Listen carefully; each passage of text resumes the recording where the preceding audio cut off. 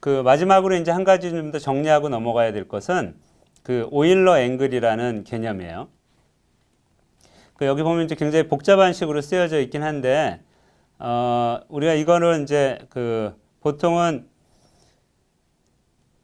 수식을 하기 전에 우리가 그림을 크게 놓고 한번 생각을 해봅시다.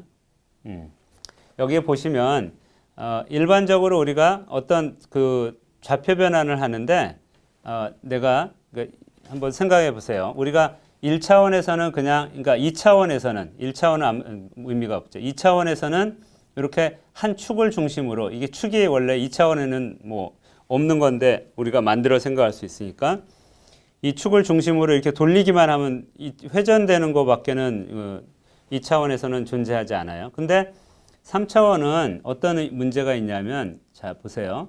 어떤 첫 번째 우리가 쓴 그 좌표가 이렇게 생겼는데 이게 x1, x2, x3였어요.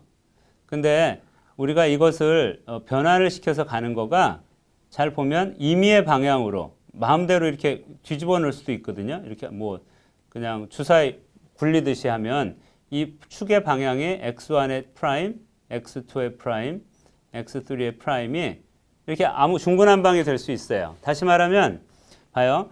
내가 이 x1과 x2를 여기다 맞추려면 혹시 그 루빅스 큐브 이런 거를 갖고 놀아본 사람들은 알 텐데 내가 이 그 돌려서 맞출 수는 있는데 축을 내가 뒤집으면 이 돌아가는 평면이 맞질 않거든요. 다시 말하면 이 평면에서 내가 이렇게 둥그렇게 돌리는 거하고 이걸 이렇게 둥그렇게 돌리는 이 평면 자체가 이거는 이렇게 되는 판판한 면이었는데 얘는 이렇게 기울어져 있는 거죠.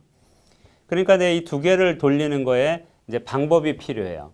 그래서 그거는 보통은 한 번에는 안 되고 세 번에 걸쳐서 우리가 이 돌리는 방법을 생각해야 됩니다.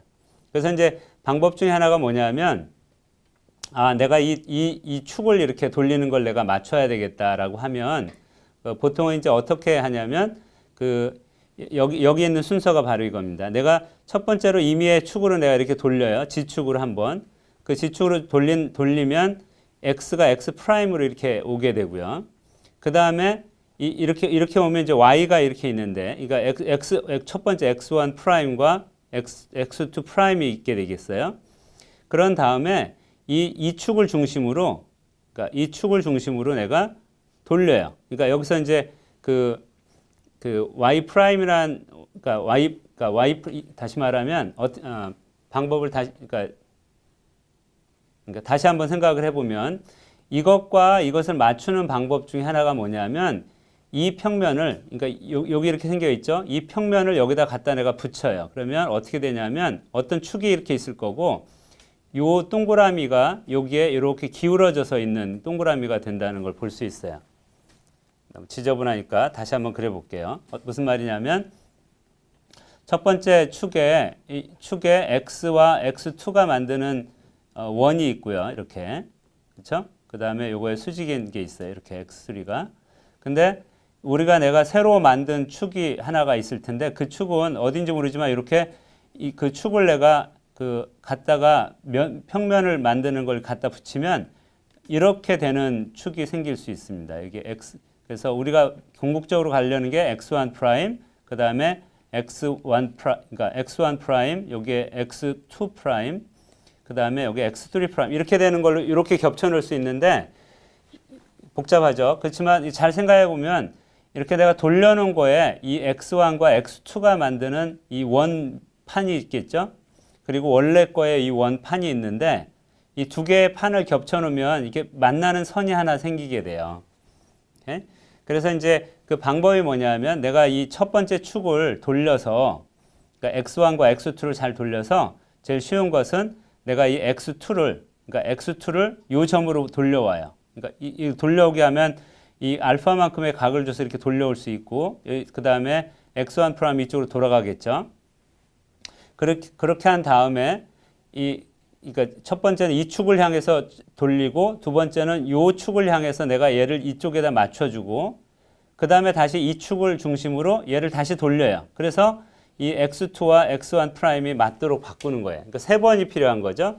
지금 내가 이렇게 이 지저분하게 그려서 설명한 것을 나눠서 다시 얘기하면, 그래서 처음에는 X3 축을 중심으로 알파만큼 돌리고, 그래서 무엇을 하냐면 아까 얘기한 요 원판과 이 원판이 겹쳐지는 그 라인에 이 X2가 들어오도록 만드는 거예요. X2 프라임이 들어오도록 만들어요.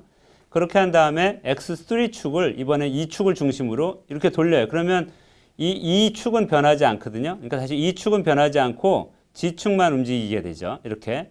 그렇게 한 결과가 이 원판을 맞춰주는 거가 되고요. 그래서 이제는 이제 이 마지막 축이 맞춰졌으니까, 이 축은 맞춰졌으니까 이 축을 중심으로 마지막 X 프라임과 X1 프라임과 X2 프라임 축이 맞도록 얘를 다시 돌려주면 되는 거예요. 그래서 여기서는 알파만큼의 각을 돌려주고, 여기서는 베타만큼의 요 각을 돌려주고, 여기서는 다시 새로 생긴 G축을 중심으로 감마만큼 돌려주는 그런 작업이 필요한 겁니다. 그래서 이렇게 되는 것을 우리가 해보면, 이제 수학적으로 다시 우리가 만들면 이렇게 이해할 수 있어요. 그래서 첫 번째, 내가 G축을 중심으로 이렇게 돌렸죠. 알파만큼 돌렸죠. 아까 2차원 그 매트릭스 우리가 봤잖아요.